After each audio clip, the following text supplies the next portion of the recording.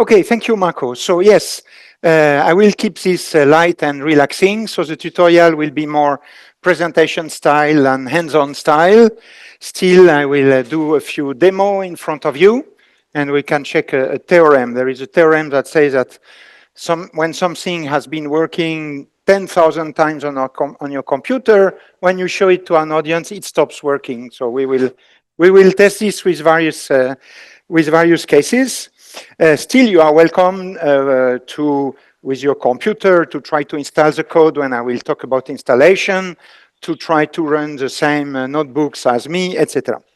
Okay, so CLASS is a code that I've been developing since 2009 with massive help from Thomas Tram since 2011 and from Niels Schoenberg till 2018. You see here the old CLASS logo, which is fine for a t-shirt, but a bit complicated, so we have a lighter logo. If you are fans of CLASS and you like it, come to me at the end. I have some stickers that I can distribute. Okay, so where does CLASS live? So it lives in several places. It's an actual Python module which lives somewhere on the PyPy repository. But the code is physically located on a GitHub, class public. Well, there is a class private, of course, but the one you can see is this one. It contains a master branch that most of you would be using. There are also a few other public branches. I will mention this at the end. And there is also the old-fashioned class web page, which contains a code as a .tar.gz that you can also download. And this page is still useful because it centralizes all the information about where is there some documentation, where can you find some wiki, what are the articles on which the code is based. And more importantly, this is the place where we explain all the little changes between different versions. So it's still an important place for class users. So there are documentation in many places, and I flash a few of them. What you need to know the most is just what are the name of the input parameters and what is syntax and what do they mean. And for this, there is a reference file, which is explanatory.ini. This is the only reference explaining the list and the meaning and the definition of all the input parameters. So you download it when you download class. If you just pip install class from PyPy, you won't get it. So then maybe you want to download class from GitHub or from the .tar.gz in order to get at least the explanatory.ini. So we tried different styles for documentations. People were always a bit unhappy with them. Now there is a new thing. Niels Schoenberg is developing and has almost finished Read the Docs that you can see here. And Read the Docs is really a nice format. It's something that many people like. So we hope that this version of documentation will make people happier, and you can already use it. I will flash a large language model agent that we have released. There will be a couple of slides on this. I will try a demo also. This is an AI that can help you to solve your class problem. I will show you. The classy wrapper has its own documentation in the form of doc strings, and there is an update here because many doc strings were missing until this summer, but in the minor release that I just did at lunchtime today, now all the classy functions have some nice doc strings. They are all well documented. There is also a manual which is generated automatically by Deoxygen that you always find when you download class. When you download class, there is always a repository called doc, and in this doc you find a PDF manual. And the HTML version of this manual is also living on the web and can be accessed if you look at the GitHub page or at the old-fashioned page. You will find the link to this automatic documentation. This wiki gives you more details about installation, and there are also courses on class with even exercise sheets. So there is many such course with links accessible from classcodes.net. They point you to my webpage, and in the course section of my webpage, there are many courses. Niels Schöneberg has some courses here. I will add some recent course that has been written by Markus Mosbeck, a postdoc in Aachen, and with this you have a lot of material. Okay, so I will talk about the overall architecture of class. Okay, can I do something about this? Yes, could even remove it completely with this. Yes. Okay, it's not perfect, but it doesn't matter. This I think I cannot control. Okay, I'm going to present here the overall architecture of the code. So the important part of the code lives in a series of main modules. I list the first one here. There will be a slide where I will give you the full list and I will tell you what they do, to which physics do they correspond. But you can guess from the name: background, thermodynamics, perturbation, Fourier transfer, etc. And these modules are sequential. They only need to be evaluated once in a given order. They have a linear dependency. And so executing class means going through each of these modules.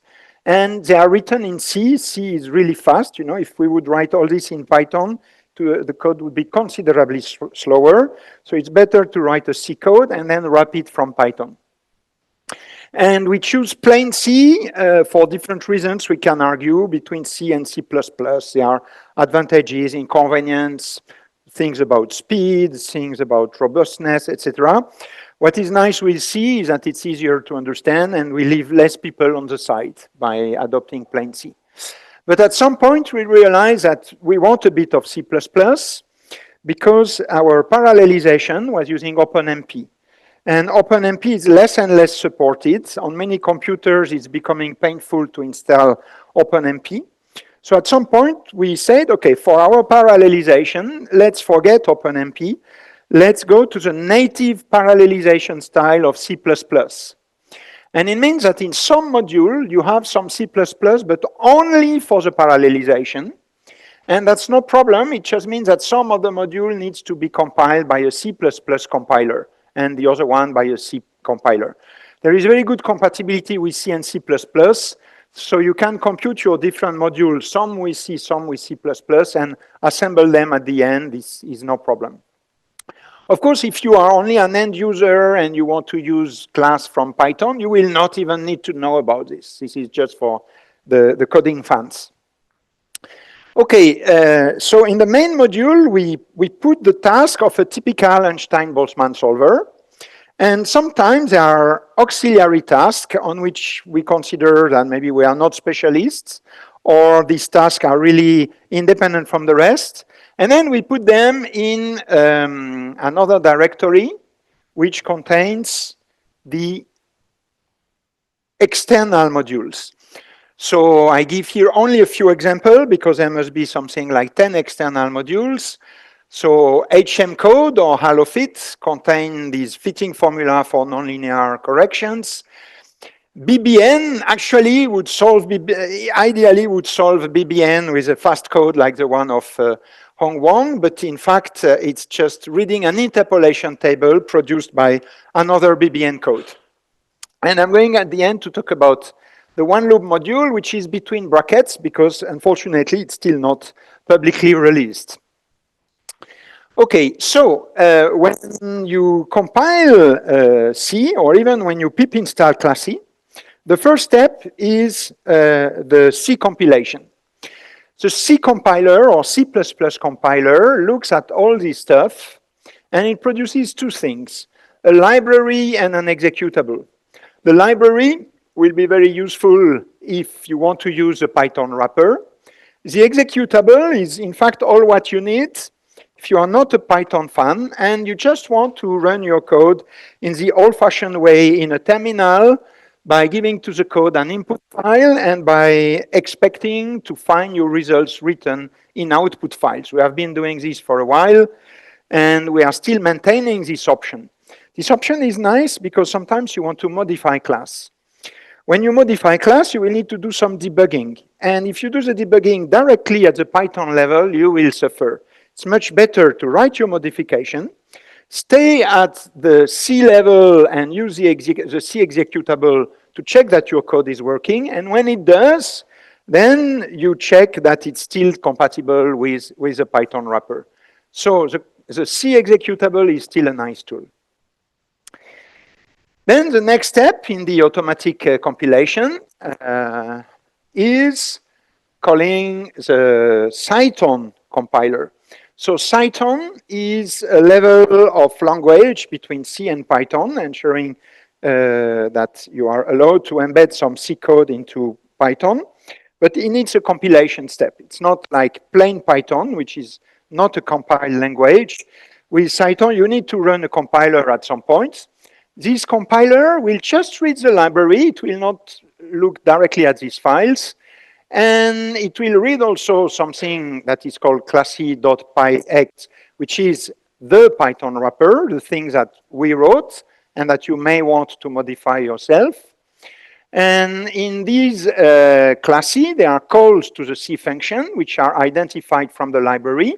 The Cython compiler puts everything together and produces a Python module, which is just called classy. And then you can use classy in the usual way by calling some Python script or notebook. You import classy, and then you have access to all the class functions. And then your results will be written in some classes, and you can directly make some plots, etc. Okay, so how do you install class or classy? You have the choice. So suppose that you are a basic user. You only want to use the code in Python. You are not interested in modifying it. Then the easier is to do just a pip install classy. And then this will fetch the code from the PyPy repository, which is somewhere, I don't know where, and it will just install it on your computer. So this is the easiest, and if you want to do it now, feel free. I've just been aware of something because I got an email from this postdoc, Marcus Mosbeck, a couple of hours ago. So usually when you install a module, it will install the proper dependency. And so when we define the classy installation routine, we said, okay, before installing classy, check that the user has NumPy and SciPy and Cython, which are the three important modules that classy uses.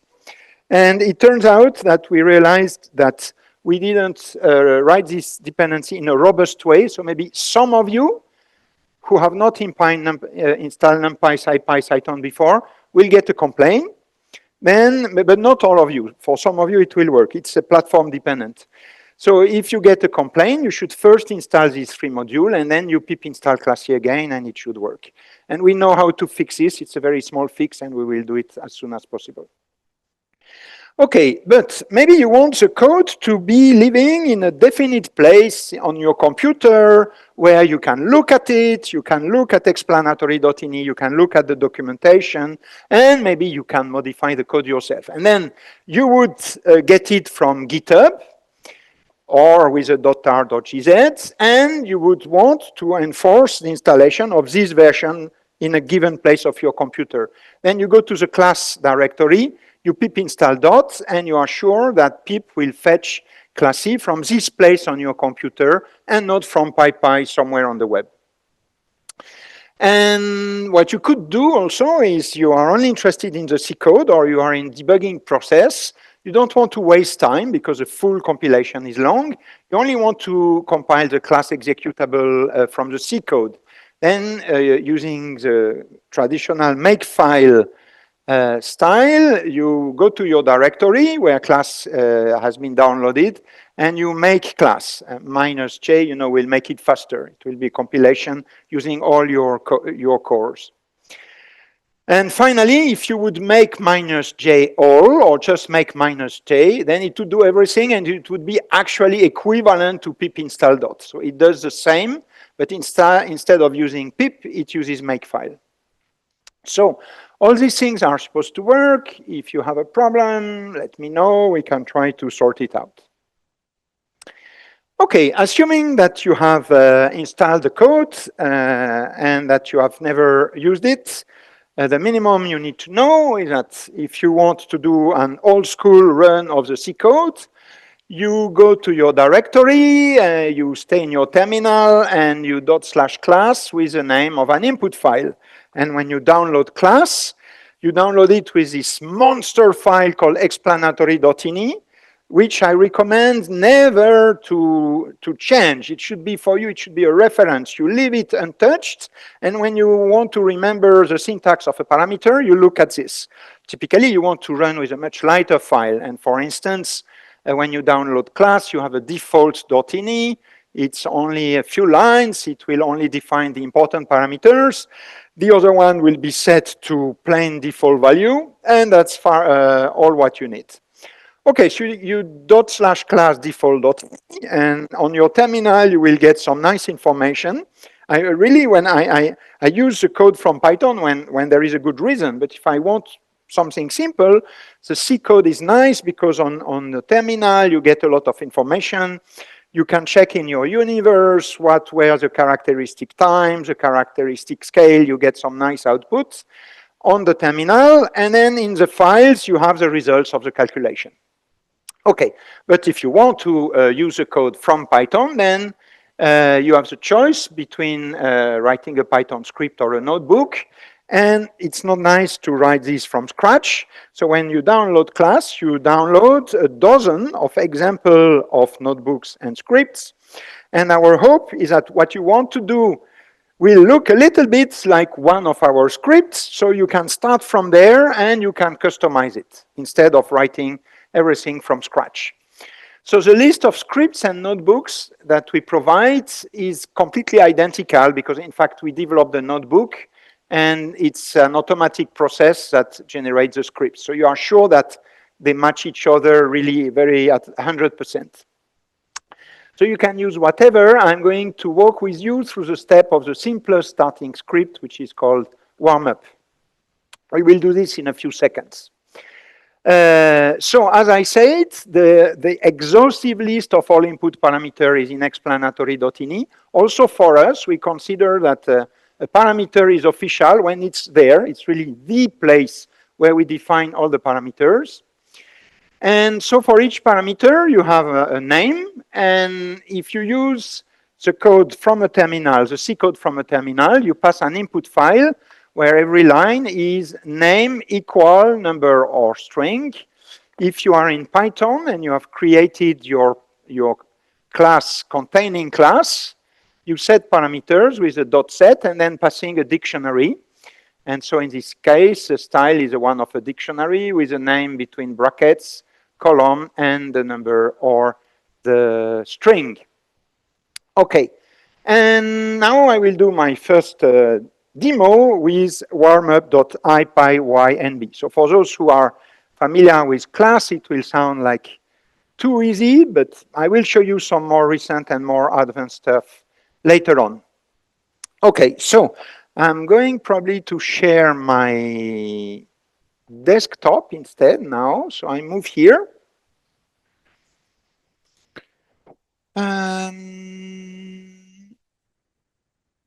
Yeah, for some reason I cannot share the whole window anymore. I don't know, so I will share just a notebook. So you cannot see it, but first I pip install dot to be sure that on my computer I pip install the last version of class. And while the code pip install dot the code, I share the notebook. And probably you want me to make things a little bit bigger.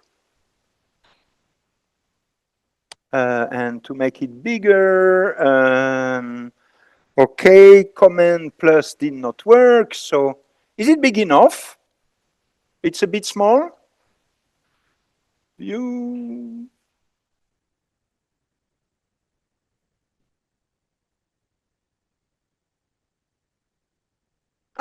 Yeah, now, okay. Okay, so yeah, so Class C is installed and I import it. Usually when you import it the first time after a new installation, it's very slow. That's not us, it's because it needs to look at all the dependency and settle everything. Okay, it was not too slow. Okay, so now I want to create an instance of the code. So this will be my instance, and this is where we will put the input, the output, and so typically it will account for a given cosmology. And in this example, I want to simulate a lambda cosmology, so I open this instance of class. You could open many of them at the same time in the same notebook. You could have 100 models. Okay, and then I want to define some typical input parameters. So I choose to write my dictionary independently, and then I will pass my input parameter by saying that my cosmology is set to this dictionary. You can do it in one step or in many steps, it doesn't matter.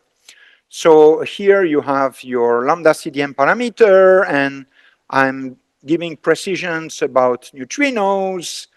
Here I have one species of massive neutrinos with a mass of 0.06 electron volts and the standard temperature. And I have two species of massless neutrinos, and this number is such that the total number of effective neutrinos will be the usual 3.044. I could use another syntax. I could do this, and it would work exactly the same. The code would know that it would need to take this number, remove the contribution of massive neutrinos, and consider what remains as massless neutrinos. So I go back to the previous number. I forgot what it was exactly, doesn't matter. So all the syntax is explained in explanatory.ini. This is baryon, this is cold dark matter, this is ultra-relativistic species, and this is non-cold dark matter. For us, massive neutrinos are a particular case of non-cold dark matter, but there are many others. If we would deal with axions or with warm dark matter, they would enter in the category of non-cold dark matter. And here we say what we want to compute. In this example, we want to compute the matter power spectrum, the temperature CLs, the polarization CLs, and the lensing potential CLs. And we want also to include CMB lensing correction. You could say, oh, is this redundant with passing LCL? No. LCL says compute the CMB lensing power spectrum. And lensing equal yes, say use this information jointly with information on the unlensed temperature and polarization to compute the lensed temperature and polarization spectra. PK will be computed up to a Kmax of 1 H megaparsec, and here we want halofit to get some nonlinear corrections. So we set our input. Let me execute the cell. Okay. And then we need to retrieve our information. In all versions of class, you always had to go through a step called .compute. .compute was really the place where you would run the C code. All the results would then be stored inside your class, and you could retrieve these results one after each other.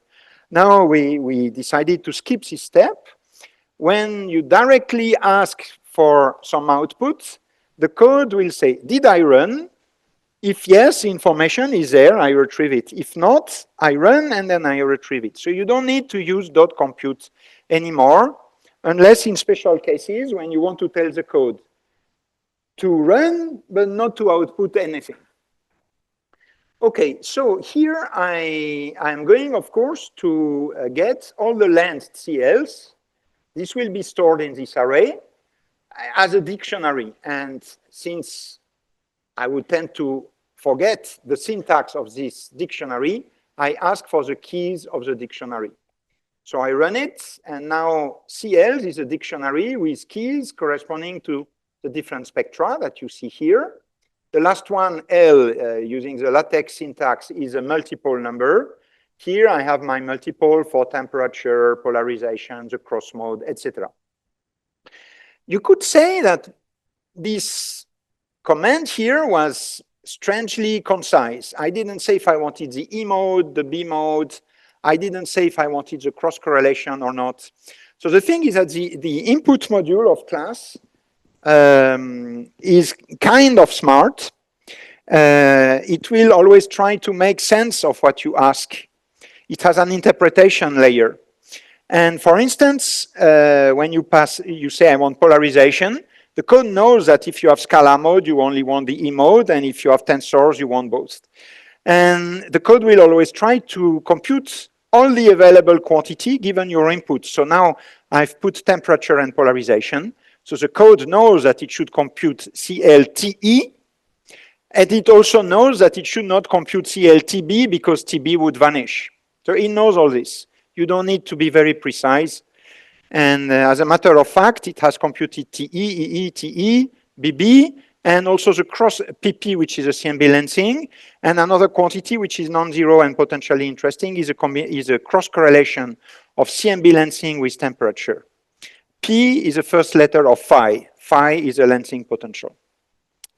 Of course, if you forget all this, you want to check the syntax in the documentation. And you can open CLASS-C to see the documentation, but of course there are many other ways to do so. I wanted to open a new window. Ah, yes, here it goes. So just to show you, if you have forgotten the syntax, you have automatic completion. Like you can type lambda CDM, and you remember that it starts with CL, but you don't remember the rest, so you tab. Ah, no, sorry, length. You tab and you see all the functions starting by length. And the theorem is working because normally when I tab here, I get automatic completion with all the possibility. Now, because you are there, it's not working. I don't know why.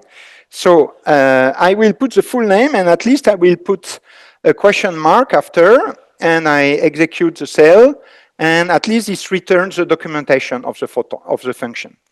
And since we worked on this summer, I can guarantee that for any existing function, you will get a nice documentation with explanation of all the parameters, of the input format, output format, units, etc. It's quite detailed. And you see, for instance, what would be the name of the possible keys here. Okay, anyway, we have now our CL stored there, and we want to plot them. So now it's a piece of cake.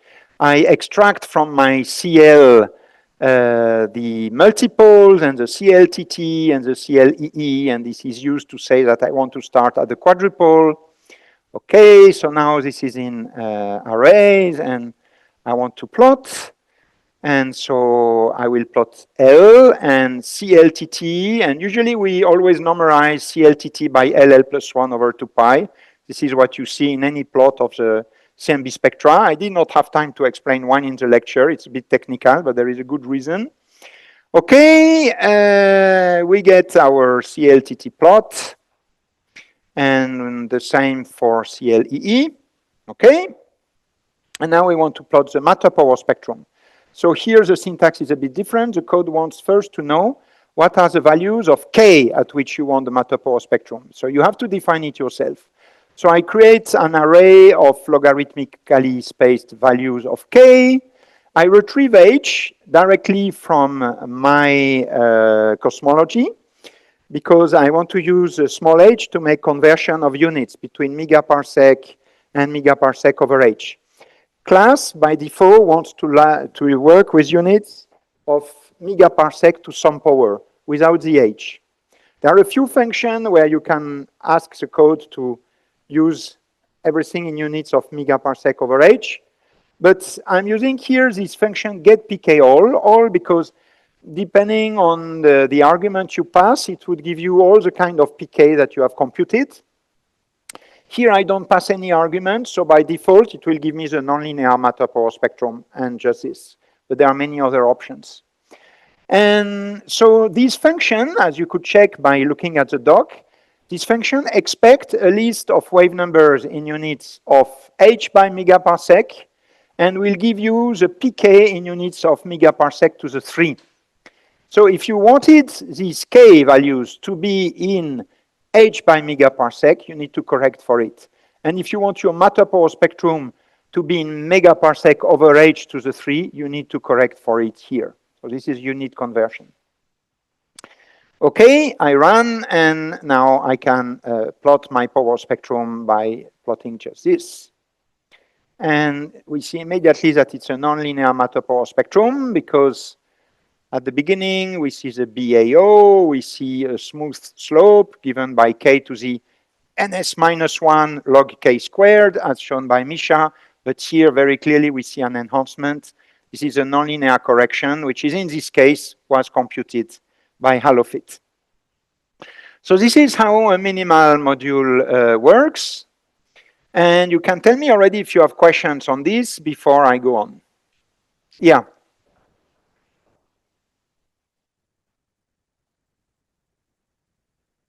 Yes. Very nice. Okay. So the code calls the sequence of module. In background, it computes homogeneous cosmology. Thermodynamics, it computes the thermal evolution. Perturbation, it computes the perturbation. So there are different levels. And depending on the output you want, you need to run all the modules or a fraction of them. So before we were calling always dot compute. The code would go through all the modules and would evaluate all the ones needed given the input parameters. And then you would retrieve your quantity. Now what it does is, if you have skipped the dot compute, at the beginning it has not run. And suppose you ask for a background quantity to say, oh, I need not start to run, but I need to output a background quantity. So it will run the background module only. And it will stay there, and it will give you your result. And later on, you ask for the CLs. It said, oh, I started the run, but I didn't go far enough. So we'll complete the run up till the step where the CLs are computed, and it will stop there. And it can do this sequentially as much as you want.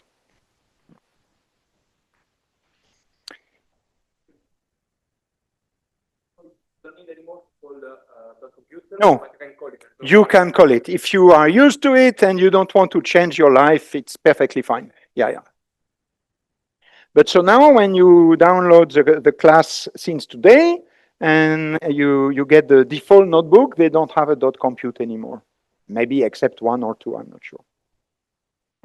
Yes?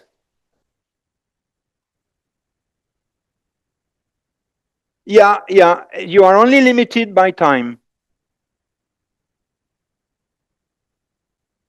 So if in your input, you don't say that you want to go to a high L max, and then you try to retrieve the CL at a higher L max, it will complain. You need to pass in your input. So by default, there is a parameter called L max scalar. It's written in explanatory.ini. And by default, this parameter is set to 2500. If you know that you want to go beyond, you have to pass L max scalar equals, say, 6000. And then you can retrieve the CL with length CL at any L up to 6000. But indeed, what you use in the retrieval function should be smaller than the L max that you have set in input. Okay, if there is no other question, I come back to the main presentation. So I come back here.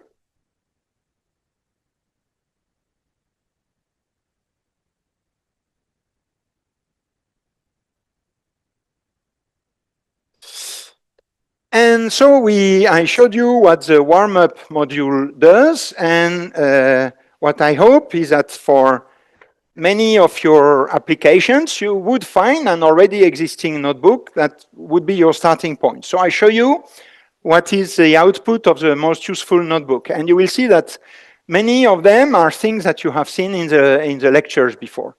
So for instance, this notebook CLTT terms shows you how to decompose the total temperature spectrum in its different contribution. CLST is the one showing all the spectra for temperature and polarization of scalar and tensors. And then very often, one thing which is useful for you or for directly putting in your paper is to show the variation of an output quantity, CLs or matter power spectrum, when you fix all parameters but one. And we have two examples of this, varying P annihilation and varying NF, doing plots like we have seen in the lecture, but for other parameters. In this case, this is the absolute dependence of CLTT on P annihilation, so the dark matter annihilation parameter, which has been described in the BSM course. And in this case, you see the relative variation, so with respect to a reference, of CLTT when you vary the neutrino effective number, the effective number of neutrino or relativistic species. And I think in these modules, you find also how to get the sign for the matter power spectrum.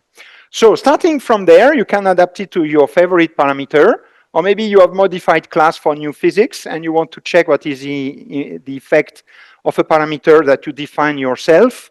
You can start from these notebooks and make a nice plot for your article. Okay, test HM code shows how to use HM code, but also HaloFit. Here it gives you the linear power spectrum, the nonlinear power spectrum, and different version of a de-wiggled power spectrum obtained either numerically or analytically from the Eisenstein NU formula. This shows you the residual of some power spectra for different values of the total neutrino mass, but you assuming normal versus inverted hierarchy. This one shows you how to plot just background quantities. In this case, it's the plot of the luminosity and angular diameter distances. You find the same plot in the Dodelson book on modern cosmology. And actually, the second edition of modern cosmology gets many of its plots from CLASS. And I even helped a bit Fabian Schmidt to produce them. So CLASS is like the official code of modern cosmology by Dodelson and Schmidt. In this module, thermodynamics, you plot the visibility function. Okay, that we also show that in the lecture, and you recognize these plots from the lecture: 1 time, 1k, many k. These are the name of the notebook that produce them, so you have access to them. Okay, now let's connect this to the physics that we have learned in the lecture. So, what about these main modules? So the first module, called input, reads the input parameter, but it's not just a stupid parser. It has some logic implemented. It checks whether your input is self-consistent or redundant or inconsistent. Are you trying to give the same information in 2 different units? Is it consistent? Are you trying to fix the tensor tilt while you did not require tensor? It will complain when you do something strange. And otherwise, when you don't do something strange, but you have not passed all the parameters, it will default to standard value of the parameters that you did not give. So there is a bit of logic. The input module knows a little bit about cosmology and can take decisions. The background module is in charge of just evolving the Friedman equation and other background quantities. And then at this stage, you could already plot distances as a function of redshift, for instance. Thermodynamics modules go through the thermal history, which means mainly recombination and reionization. But if you have some advanced model of dark matter, it could also simulate dark matter annihilation and how the exotic energy produces by, I don't know, primordial black hole evaporation will be distributed to photons and baryons. It will do all this stuff also for exotic models. And then you can plot, for instance, a visibility function. That would be an example. The perturbation module evolves a system of perturbations, but normalized to the adiabatic initial condition or other ones, like the one we did not describe, called isocurvature initial conditions, or any mixture of these. And because these are, it's computing perturbations normalized to a well-defined initial condition, in fact, what this module computes is what we called in the lecture, not a perturbation, but a transfer function. In particular, for adiabatic initial condition, all the perturbations that you would see inside the code are normalized to R equal 1. The primordial module computes the primordial spectrum, and if you use a parametric form, like for instance with a tilt, a power law with a tilt, and maybe a running of the tilt, this module will be extremely trivial and will take a few, I don't know, nanoseconds. However, this module can also simulate inflation. It can do a full numerical evolution of an inflationary model. It only works for single field inflation, but you can customize a potential and it will integrate the full Mukhanov-Sasaki equation to compute, in this case, the scalar and the tensor power spectra. The Fourier module takes information on the transfer function and on the primordial perturbation and assembles them to form all the observables which are defined in Fourier space, and in particular, the matter power spectrum. But for instance, sigma 8 can be computed also at this stage. Some observables require more steps. They require to go to harmonic space, and this is why there is a transfer module. And the transfer module computes all the transfer function that depends on a multiple L. So you could say, why don't you call this transfer and this differently? Well, historical reason. In the old days, what people call the CMB transfer function were always these ones, and we adopted this name, and we are not going to change now. But it means these are transfer function in Fourier space, and these are transfer function in multiple space. The next one, called harmonic, computes now the observable in harmonic space. So there the naming is consistent. The Fourier gives you the observable in Fourier space. The harmonic module gives you the observable in harmonic or multiple space, like the CMB-CLs, but also the large-scale structure CLs. Okay, CLASS will compute for you the CLs of weak lensing, of galaxy number count, and all kinds of cross correlations. The lensing module is not doing weak lensing. Weak lensing is handled by the harmonic module. It's doing the lensing of the CMB specifically. It's doing what I described this morning as a complicated convolution between the unlensed CLs and a smoothing kernel to give you the lensed CMB spectra. The distortion module is doing what we did not describe in the lecture. It gives you, for a given model, it evaluates the CMB spectral distortions. And you can run it in a simplified form where it will just give you a Y and a mu distortion. But you have the option to go beyond and to compute the full phase space distribution of the photon in a given model. It can be in a simple model, or it can be a model with some exotic energy release that would lead to some non-trivial spectral distortion of the black body distribution of the photons. All right, so in the external module, some external modules are a bit trivial. They just contain some interpolation table. Like I told you, the BBN module is not a BBN code, but an interpolation table. The distortion module contains a huge interpolation table computed by Jens Schluba, which allows us to easily get the CMB spectral distortions without solving very complicated equations like the Campanitz equation, etc. Then the other one contains some actual code specialized on some aspect. So HiRec is a code we use by default to simulate recombination from Nanun Lee and Yassin Ali Aimut. You can Breakfast is another recombination code that we adapted a bit, and you can switch from one to the other. For your nonlinear corrections, you can trust HaloFit or HM code. Of course, what is nicer is to use EFT of large-scale structure. I will come to this.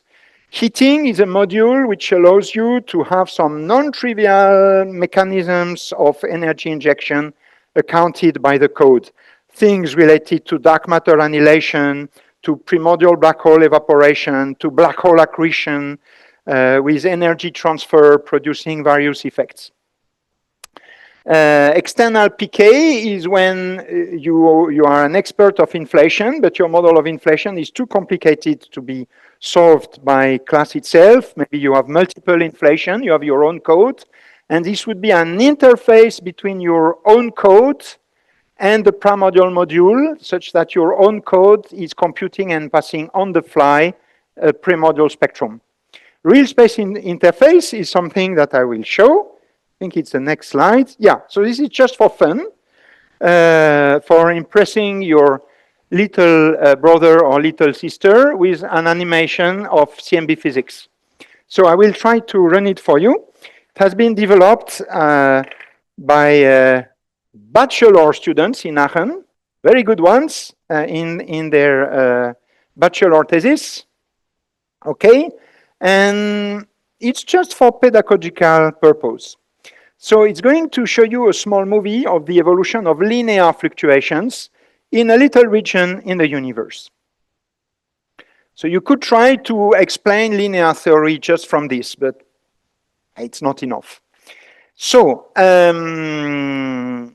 first I show you, since I cannot share my whole window, which is really silly, new thing, I will share first a terminal, and here I have a version of class, okay, which is installed in this directory. And inside class is installed, you recognize source, where the main module are installed, notebooks, where you find all the notebooks, scripts with all the Python scripts. This Python thing contains a Python wrapper. There are also many files that I added and that you don't have when you download, doesn't matter. But now I will go to external. Yeah, you can see. I go to external. In external, I have all these external modules that I mentioned, and I go to the real space interface. And there is a README. I always forget what needs to be done before launching this interface. So we check here that, okay, we need to install some module. Probably on my computer, it's okay. Then I need to run a Tornado server and to paste this address into my browser. So I will do exactly this. I launch this Tornado server, which will make my browser talk with class. And then I will paste this address in my browser. And then we have a second occasion to check our theorem. Will it work? We shall see soon. In my case, it's Safari. I paste this URL. Okay, and it opens a nice window with lots of comments. I will show you a bit all the functions later on. Okay, so far, nothing, because we have not set up initial conditions. Whew, that's asking a lot. Yeah, I can. Yeah. Okay, there are lots of buttons. It takes time to get familiar with them. Here I could choose the size of the box I want to, it's not a box, it's a slice. The size of the slice I want to simulate, and it's not an n-body simulation, it will use only linear theory. So I choose the size of the slice I want to visualize and the resolution. I will stick to default. I can configure